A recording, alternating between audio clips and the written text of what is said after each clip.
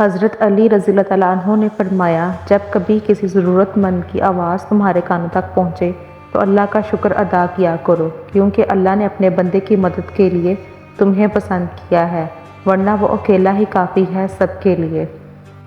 3 اصول۔ حضرت علی رضی اللہ تعالیٰ عنہ نے فرمایا، زندگی کے 3 اصول بنا لو۔ نمبر 1، اس سے ضرور معافی مانگو جسے تم چاہتے ہو۔ نمبر 2، اس سے کبھی کچھ نہ چھپاؤ جو تم پر اعتبار کرتا ہو۔ نمبر 3، اسے کبھی مت چھوڑو جو تمہیں چاہتا ہو۔ اللہ کو بہت پسند ہے اللہ کی عطاؤں پر الحمدللہ اور اپنی خطاؤں پر استغفر اللہ کہنا۔ اللہ تعالیٰ کو بہت پسند ہے۔ اللہ سے رشتہ اتنا مضبوط رکھو کہ تمہیں کسی کے سہارے کی ضرورت نہ رہے۔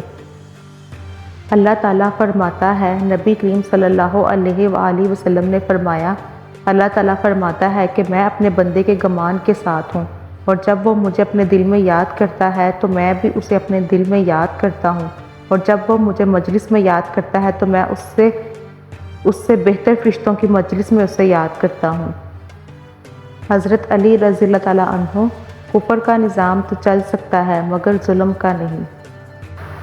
حضرت علی رضی اللہ تعالیٰ عنہ، طوفان آنا بھی ضروری ہے زندگی میں، تاکہ پتہ چلے کون ہاتھ پکڑ کر بھاگ رہا ہے اور کون ہاتھ چھوڑ کر۔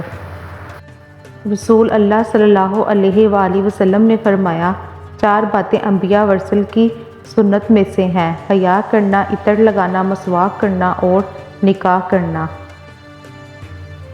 مصیبت میں تسلی دینے کی فضیلت۔ رسول اللہ صلی اللہ علیہ وآلہ وسلم نے فرمایا، جو کوئی مسلمان اپنے مسلمان بھائی کو مصیبت میں تسلی دے، اللہ قیامت کے دن اسے عزت کا جوڑا پہنائے گا۔